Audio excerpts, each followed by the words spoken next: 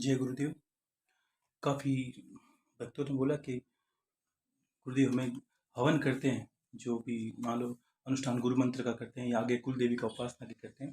तो देखो ये चीज़ें मैं थोड़ी-थोड़ी जैसे एक विधि-विधान से बताता हूँ कि ताकि आपको आपकी साधना गुप्त की गुप्त रह जाए और आप आराम से कर सकें। आपको किसी के आगे कहने की ज़रूरत नहीं पड़ेगी, ये कैसे होगा, वो कैसे होगा। इसको आप आराम से कर सकते हैं। इसमें आपको कभी कोई परेशानी ना हो, इसलिए मैं आपको बताता हूँ। गुरु भाई जी आपको सारी चीज़ें बताएँगे।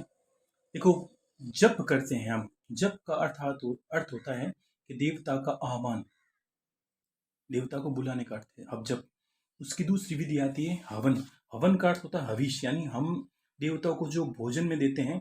जब अब इसमें भोजन की क्या विशेषता है कि भोजन का अर्थ ये नहीं कि हमने जो पकाए वो तो देते ही हैं, लेकिन उसका अर्थ क्या होता है कि एनर्जी, ऐसी चीजें जो पॉजिटिव एनर्जी का है। तो देवता पॉजिटिव एनर्जी का स्वरूप होते हैं। तो इससे जो हवन से जो एनर्जी निकलती है उससे देवता बलिष्ठ होते हैं, हष्ट पुष्ट होते हैं और बदले में हमारे आशीर्वाद मिलता है। तो जितना भी हम जप करते हैं उसका 10 मान लीजिए आपने 11,000 जप किए गुरु मंत्र के, तो आपको उसका 10वां हिस्सा, 10 यानी कितना हो जाएगा 1100। 11,000 जप करने पर 1100 आपको हवन देना, यानी 11 माला कर लीजिए, वो आपको हवन होगा।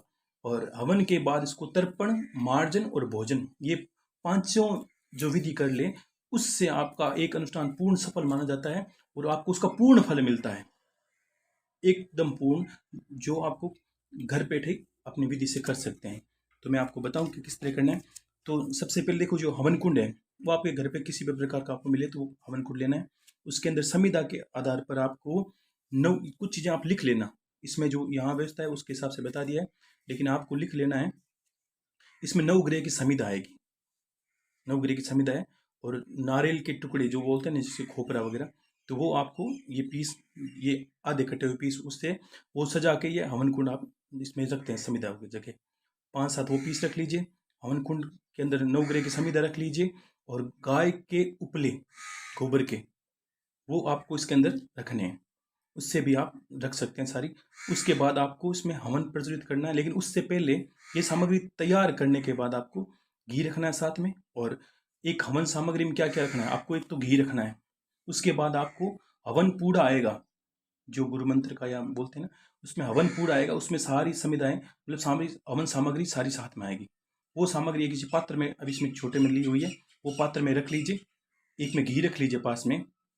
और कपूर रखना है, ब्रास कपूर, क्योंकि अग्नि प्रज्वलित करते वक्त सीधी कभी माचिस से सीधा कभी नहीं जलाना आपको, ब्रास कपूर से किसी चम्मच में डाल के अग्नि प्रज्वलित करनी है। ठीक है, तो वैसे आप कर सकते हैं। तो ये सामग्री आप लिख लेना। पास में कलश रखना है। और सबसे पहले आपको मैं बताऊं कि आपको एक संकल्प लेना है कि अब संकल्प गुरु भाई जी लेके आपको बताएंगे कि ये संकल्प किस तरह है। आपको जल लेना है, थोड़े से चावल वगैरह कोई चीज़ हम हाथ में डाल दे दें। उसके बाद आपको ये बोलना है, विष्णु विष्णु विष्णु, भारतवर्ष, और जो भी जहाँ प्रदेश है, जैसे भारतवर्ष है उत्तराखंड, उत्तराखंड से मैं अपना नाम लेना है। मैं उत्तराखंड के हरिद्वार में रहने वाला, यहाँ स्थान का नाम लेने के बाद हरिद्वार में रहने वाला, अपना नाम, गोत्र, ये चीज़ें याद रखना, नाम और गोत्र। उसके बाद आपको बोलना है गुरु गणेश नाथ जी महाराज का मैं शिष्य। और जो तिथि, तिथि बोलनी है आपको कि जैसे मैं 11 है तो आप मान लीजिए 11 को बोलेंगे कि जैसे कि एकादशी को मैं आज, और वार और समय के 5 बजे बैठ के गुरु आज्ञा से मैं आज हवन करने जा रहा हूँ। और मेरी ये सारा जो हवन है, और इस ये देवता स्वीकार करें और गुरु इसके बदले में मुझे आशीर्वाद मिले, ये गुरुदेव से मैं और परमात्मा से कामना करता हूँ, मेरी कामना सफल हो। ये जल आपको जमीन पे छोड़ देना है। धीरे धीरे आराम से करना, कोई जल्दबाजी इसके अंदर आपको लेनी है। उसके बाद आपको जल थोड़ा सा, एक हाथ में थोड़ा सा जल लेना है और अपने पूरे शरीर पे छींटे देने हैं। इसमें पवित्रीकरण कहते हैं। आपको बस इतना है कि अंदर में भावनाएं करिए कि मैं हर तरह पवित्र हो रहा हूँ। सारी सामग्री पे थोड़े थोड़े छींटे देने से कि सारी सामग्री थोड़ी शुद्ध हो जाए। शास्त्रों में मंत्र बोलते हैं, आप पवित्रम पवित्रो सर्वावस्थांगतोऽपि वा। आपको बस सब मंत्रों में नहीं उलझना है, आपको सिर्फ भावनाओं का विशेष महत्व है। आप अपनी भावना से कर सकते हैं। ये करने के बाद आपको सबसे पहले कपूर से ये अग्नि हवन कुंड प्रज्वलित करना है। एक चम्मच में कपूर रख लीजिए और जलाइए।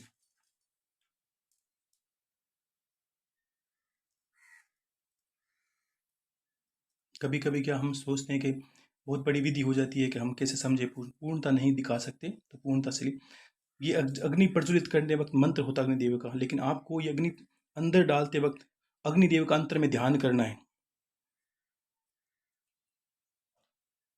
और प्रणाम करना है। बस दोनों हाथों से प्रणाम करना है। हे अग्निदेव, मैं आपको प्रणाम करता हूँ कि आप अपनी पत्नी सहित, पत्नी क्या है, अपने अग्निदेव की पत्नी का नाम है स्वाहा। अब क्या होता है, जब भी हम कोई आहुति देते हैं तो हमारे आहुति अग्निदेव और उनकी पत्नी संबंधित देवता तक वो हमारी आहुति वहाँ प्रदान करती है। इसलिए अग्निदेव को पूर्णतः समर्पित होकर प्रणाम करना सबसे पहले। हे अग्निदेव, मैं आपको प्रणाम करता हूँ और मेरा हवन सफल हो, मेरी विधि सफल हो, इसलिए आप आए और मेरी आहुति स्वीकार करके मेरे जीवन में सारे कार्य सफल हो, इसलिए मुझे आशीर्वाद प्रदान करें। तो सबसे पहले आपको 3 आहुति घी से अग्निदेव को देनी है। उसमें आपको 3 आहुति घी की दीजिए आप। तो उसमें आपको सिर्फ इतना बोलना है, ओम अग्निदेवाय नमः स्वाहा, ओम अग्निदेवाय नमः स्वाहा, ओम अग्निदेवाय नमः स्वाहा। उसके बाद जल के अंदर किसी भी देवता, जब भी आहुति चेंज करेंगे हम एक से दूसरे की तरफ, तो आपको जल के अंदर, एक कटोरी जल के अंदर रखना है, उसमें वापस चम्मच डाल के वापस घी के अंदर डाल दीजिए, ठीक है ना। उसके बाद आपको प्रजापति दक्ष की आहुति देनी है। देखो, हवन की जो विधि है वो प्रजापति दक्ष द्वारा प्रदत्त है, तो हम प्रजापति दक्ष के कृतार्थ हैं, क्योंकि वो अगर विधि नहीं बताते तो हम कभी हवन की विधि को नहीं जान पाते। तो आपको ओम प्रजापति नमः स्वाहा एक आहुति देनी है और वापस जल के अंदर उसको डालना है। उसके बाद ओम इंद्र देवताय नमः स्वाहा, हमारे जगह पर वृष्टि वगैरह जल और जो प्रकृति है उसके इंद्र देवता अधीन है, मतलब अधिपति हैं, इंद्रदेव हैं, देव के राजा हैं, उनकी आहुति ओम इंद्र देवताय नमः स्वाहा देने के बाद फिर जल देना है। उसके बाद तीसरी आहुति आपको लगानी है, ओम नवग्रह देवताय नमः स्वाहा। पूरी प्रकृति नवग्रहों के अधीन चलती है, उनकी आहुति देने के बाद फिर आपको ओम इष्ट देवताय नमः स्वाहा। उसके बाद आपको वापस देनी है ओम कुल देवताय नमः स्वाहा। उसके बाद आपको देना ओम ग्राम देवताय नमः स्वाहा। उसके बाद आपको देना ओम स्थान देवताय नमः स्वाहा। उसके बाद आप दीजिए ओम वास्तु देवताय नमः स्वाहा। उसके बाद आपको देना है ओम पितृ देवताय नमः स्वाहा। ये आहुति देने के बाद आपको अब देखिए, सब आहुति देने के बाद आपको एक आहुति देनी है, ओम सर्वभ्य ब्राह्मणभ्य देवाय स्वाहा। इसका अर्थ ये होता है कि ब्राह्मणों के द्वारा जो यजन किया जाता है, तो ब्राह्मणों के हम कर्तार्थ हैं, जो कर्म कांड करते हैं, अगर वो विधि को संसार को आगे से आगे नहीं ले जाते, इसलिए दिखते जो देवता हैं संसार में, इसलिए ब्राह्मण का सम्मान हमेशा करना चाहिए, जो कर्मकांडी है और ज्ञानी। उनकी आहुति देने के बाद में आपको 3 आहुति भगवान श्री गणेश की देनी है, ताकि आपके निर्विघ्न काम हो। ओम श्री गणेशाय नमः स्वाहा, ओम श्री गणेशाय नमः स्वाहा, ओम श्री गणेशाय नमः स्वाहा। ये आहुति देने के बाद आपकी जो विधि है, यहाँ तक हर इंसान को ये विधि करनी है। इसके बाद अगर जो गुरु का मंत्र है उसका 10 हवन शुरू करना है। सबसे पहले आपको उसको, जैसे मान लीजिए मैं शुरू करता हूँ, उसके हिसाब से आप गिन लीजिए। एक हाथ में गिनने की, कोई अंगुली से गिन सकते हैं, अन्यथा कोई दूसरा बैठे तो वो माला से गिन सकता है। आपको आहुति 10 अंश ही देनी है। तो गुरु मंत्र का आहुति होगी, उसमें ओम गुम गुरुभ्यो नमः स्वाहा, ओम गुम गुरुभ्यो नमः स्वाहा, ओम गुम गुरुभ्यो नमः स्वाहा। अब देखो, 3-4 आहुति घी के देने के बाद जब जलने लगे हवन कुंड अच्छे से, उस वक्त आपको हवन वो सामग्री से देना है, जो हवन पूरा है उससे देना है, और बोलते रहना है। 3-4-10 आहुति देने के बाद थोड़ा सा घी डाल दी ताकि अग्नि जलती रहे, और इससे ओम गुम गुरुभ्यो नमः स्वाहा, ओम गुम गुरुभ्यो नमः स्वाहा, ओम गुम गुरुभ्यो नमः स्वाहा, ओम गुम गुरुभ्यो नमः स्वाहा। इस प्रकार आपको उसका 10 अंश हवन करना है। करने के बाद मान लीजिए बीच बीच में आप घी डालते रहना है, ताकि अगर हवन कुंड जलता रहे।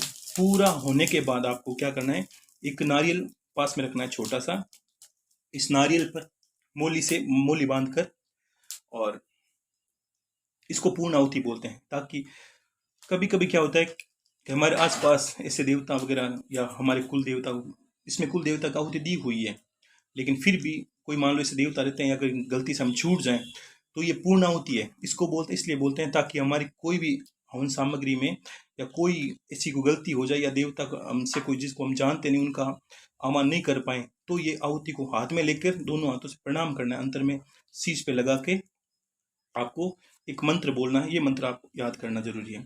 ओम पूर्णमद पूर्णमिदम पूर्णाद पूर्णमुदच्यते ओम पूर्णस्य पूर्णमादाय पूर्णमेवावशिष्यते, ऐसा बोलकर हवन कुंड में ये नारियल छोड़ना है और उसके ऊपर काफी सारा घी डालना है।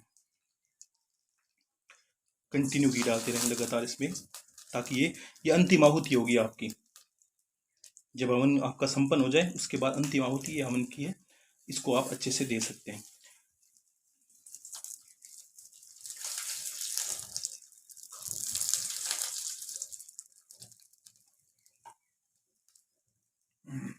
अच्छे से घी डालने के बाद आपको ये हवन संपन्न होता है। अब आपको इसी हवन कुंड से थोड़ी सी जो बोलते हैं भस्मी दीक्षा चम्मच से निकालनी है, एक कलश के अंदर थोड़ी सी निकाली, और ये प्रसाद के निमित्त है। इसको आपको पूरे घर के अंदर अपनी छींटे डालने हैं ताकि घर में शुद्धि बनी रहे। और हवन कुंड के चारों तरफ एक आपको समायासना या सोचते हुए कोई भी आहुति में या कोई गलती हो जाए। इसमें देखिए कभी कभी हम घर पे भोजन बनाते हैं, वो भी पास में रख सकते हैं, बीच बीच में वो भी दे सकते हैं, लेकिन गिनते वक्त उनको गिनना नहीं है। आपको सिर्फ जो हवन पूरे से जो आहुति दें उसको गिने और घी साथ में डालते रहें, और भोजन की जो भी इस घर पे बना हो वो भी आप आहुति में देते। 3 बार आपको ये घुमाते हुए इसे और पूरे घर ऊपर से और पीछे जल छोड़ दीजिए।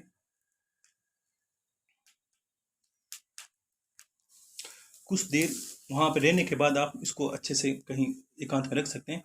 इससे जो धुआं वगैरह निकलता है जिसको बोलते हैं, इससे घर में बहुत शुद्धि होती है। और देखिए अगर नित्य कोई इंसान 1 माला का अगर घर पे हवन करे तो नकारात्मकता उसके घर पे रहती है, बिल्कुल नहीं रहती कभी जीवन में, क्योंकि शास्त्रों में कहा है जो जापक और हवन करता होता है उसके घर पे नकारात्मकता चाह के भी नहीं आ सकती, कोई भी तंत्र किसी तरह की बात नहीं हो सकती। अब इसके साथ ही आपको क्या करना है, वहां से उठने नहीं है, उससे पहले आपको तर्पण और मार्जन दोनों करने हैं, जो मैं अगली विधि में बता दूंगा। इसमें बताई हुई चीज़ों को आप धीरे धीरे नोट कर लेना, कुछ चीज़ों को समझना है ताकि आप ऐसी चीज़ों को जान जाए कि जो दैनिक जीवन में आपके काम आने वाली है, कुल देवी की जगह भी काम आएगी, और भी चीज़ें कोई जरूरत होगी बता देंगे। तर्पण और मार्जन भी आपको यहीं पे बैठ कर करना है।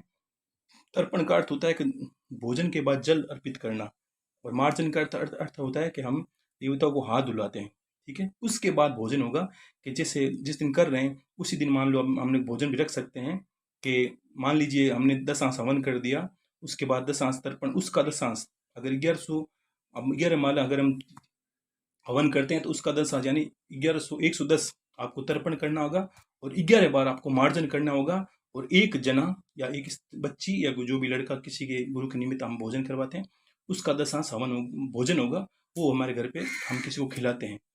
इस तरह आपकी ये एक अनुष्ठान पूरा हो जाएगा। तर्पण और मार्जन गुरुदेव गुरु भाई जी अगली बार आपको बता देंगे, और बाकी जो विधि है आप जान चुके हैं। जय गुरुदेव।